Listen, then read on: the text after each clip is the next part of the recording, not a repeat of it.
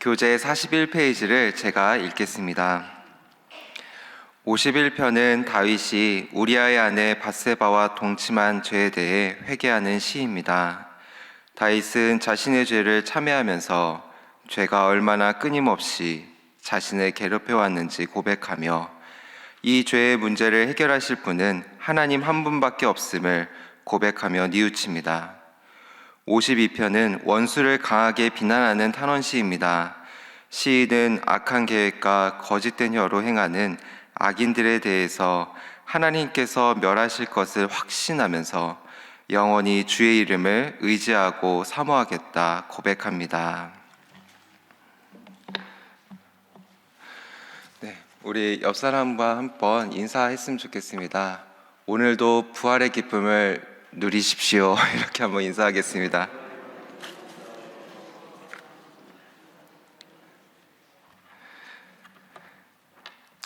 시편 51편은 참회의 시입니다. 자신의 죄를 고백하는 시인 것이죠. 역사적인 배경을 살펴보면 다윗은 간음하는 죄를 짓게 됩니다. 왕궁에서 무료한 그러한 나날을 지내고 있다가 어느 날 그 옥상에서 한 집에, 저쪽 멀리 보이는 한 집에서 여인이 목욕하는 모습을 보게 됩니다. 그냥 지나갔으면 좋았을 텐데 다윗은 뚫어져라 그 집을 쳐다봅니다. 거기서 멈췄어야 됐습니다. 그러나 다윗은 육신의 정욕과 안목의 정욕을 억제하지 못하고 그와 동침하게 됩니다.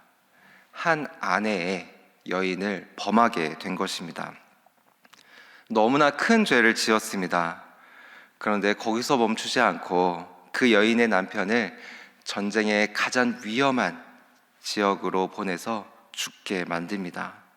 그리고 다윗은 당당히 그 여인을 자신의 아내로 삼습니다. 아무도 모르는 범죄라고 생각이 들었습니다. 이 여인은 다윗의 아이를 낳았고 이제 문제가 되지 않는 것처럼 보였습니다. 그러나 하나님께서는 모든 것을 알고 계셨습니다. 그래서 하나님은 나단 선지자를 통해서 다윗의 죄를 들추시며 하나님의 심판을 선포하십니다. 이러한 배경 속에서 다윗은 철저하게 회개를 하게 됩니다. 자신의 죄를 인정하고 회개를 하나님 앞에 드립니다. 시편 51편 3절의 말씀을 우리가 한번 같이 읽어보면 좋겠습니다. 3절의 말씀입니다. 시작.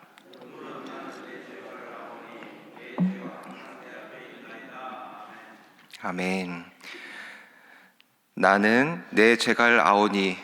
여기에 밑줄을 그으실 수 있는 분은 밑줄을 긋거나 또 마음속으로 새기면 좋겠습니다. 여기서 첫 번째 기도 제목입니다. 나의 죄를 알고 회개하게 하소서입니다. 나의 죄를 알고 회개하게 하소서.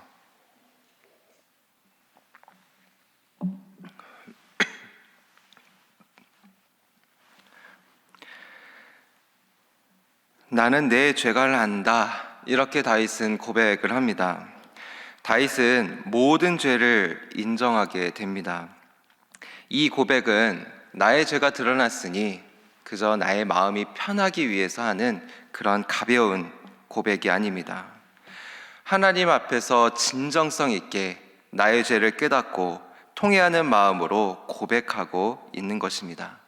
하나님 앞에 서서 진정성 있는 기도, 고백이라고 할 수 있겠습니다.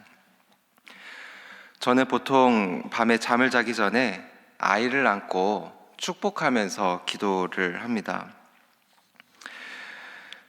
이렇게 기도했습니다. 하나님, 우리 아이 다혜다온이가 아프지 않게 하시고 늘 지켜주세요.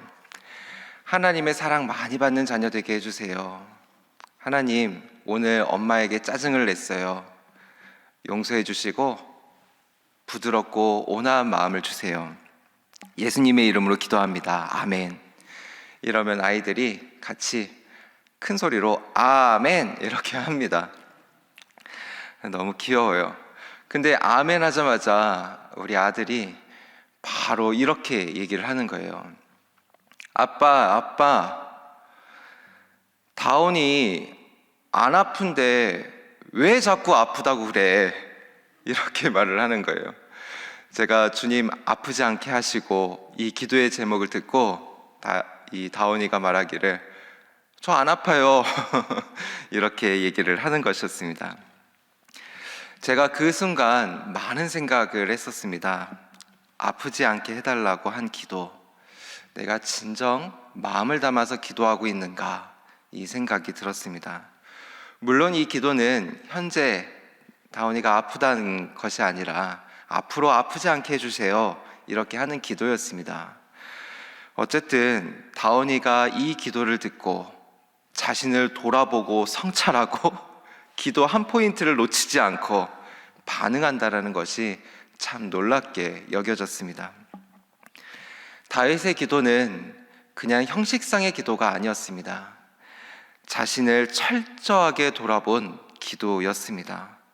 형식상으로 하는 기도도 아니고 상황을 모면하고자 하는 기도도 아니었습니다. 자신을 돌아보고 자신의 죄를 철저하게 인정하고 뉘우치며 하는 회개의 기도였습니다. 저는 오늘 이 말씀을 통해서 우리 모두가 나 자신을 돌아보고 하나님 앞에서 회개하는 저와 여러분들이 될 수 있기를 주님의 이름으로 축복합니다. 이어서 1절의 말씀을 함께 읽어보겠습니다. 1절의 말씀입니다. 시작.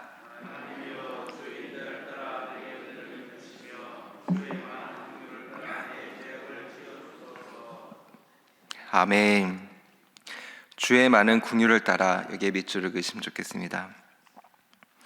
여기서 두 번째 기도 제목입니다. 하나님 앞에서 회개하게 하소서입니다. 하나님 앞에서 회개하게 하소서. 그리고 혹시 적으실 수 있는 분은 이 문장도 한번 밑에다 적어보면 좋겠습니다. 죄의 고백은 하나님의 은혜에 대한 응답입니다. 죄의 고백은 하나님의 은혜에 대한 응답입니다. 다시, 죄의 고백은 하나님의 은혜에 대한 응답입니다.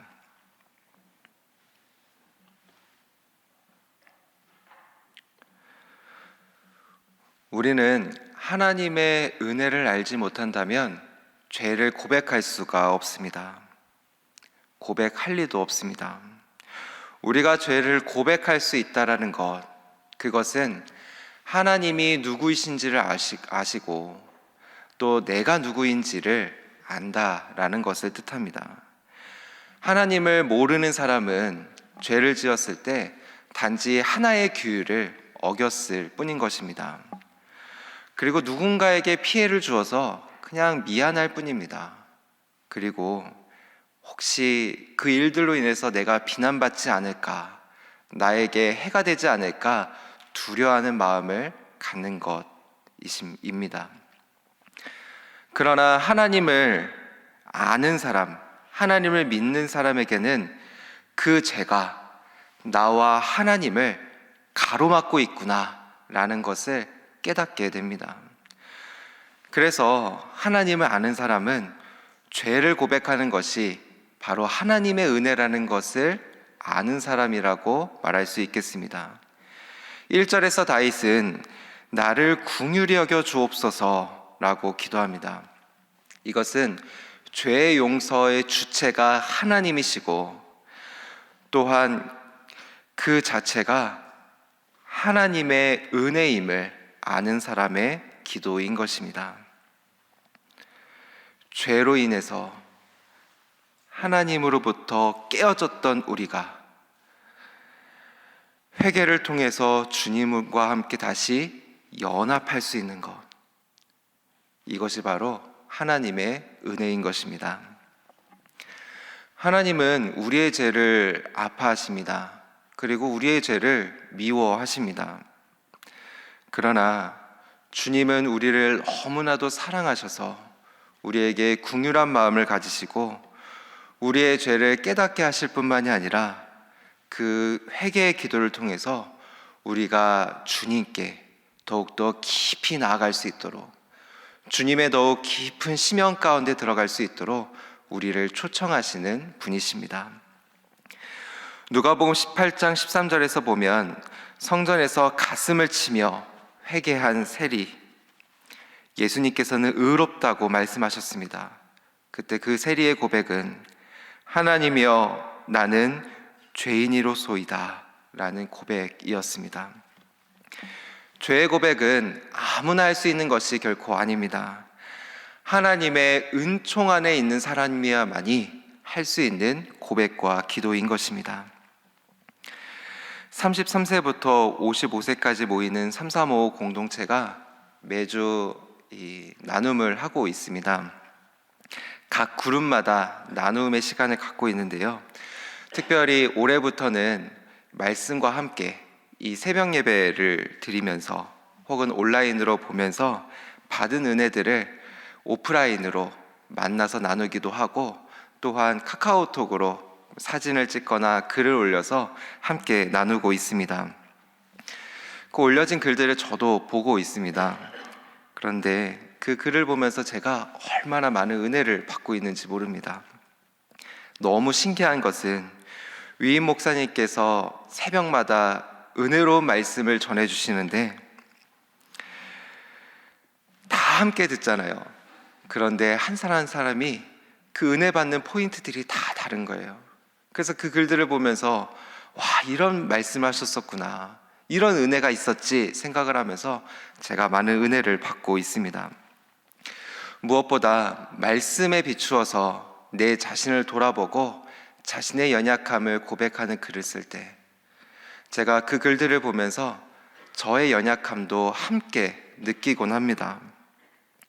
그러면서 제가 그 글들을 보면서 너무나 많은 은혜를 받고 있습니다. 목사인 제가 더 은혜를 받고 있어요.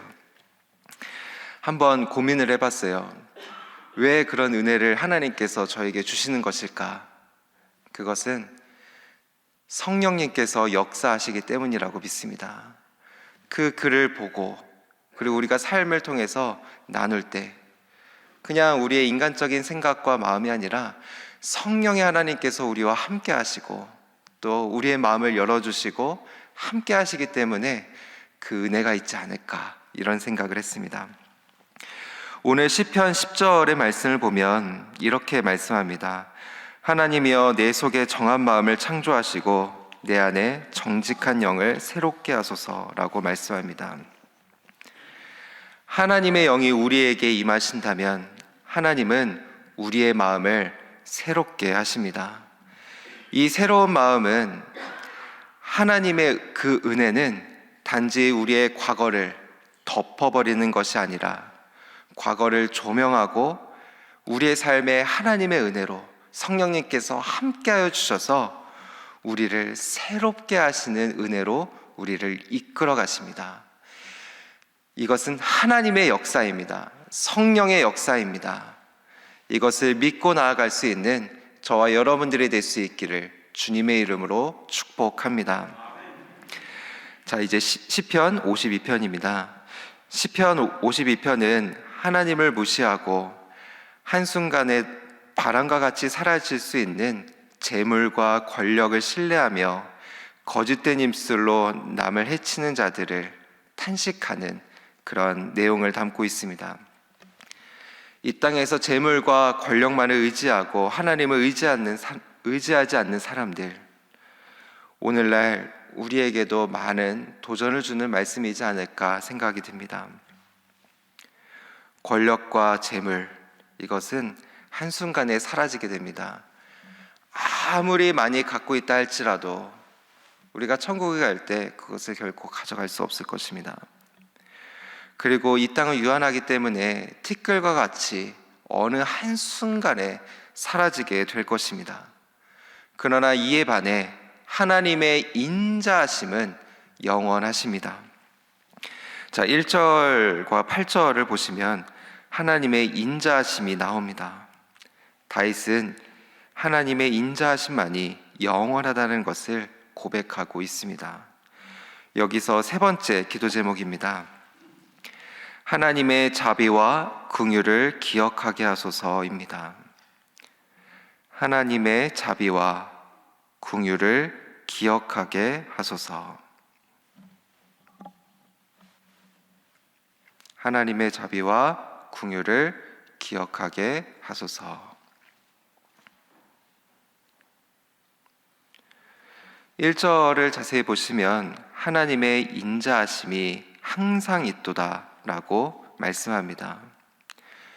이 세상의 포악자들을 보면 이 세상에서 잘 살아가는 것 같습니다. 성공하며 살아가는 것 같습니다. 떵떵거리며 살아가고 있는 것 같습니다.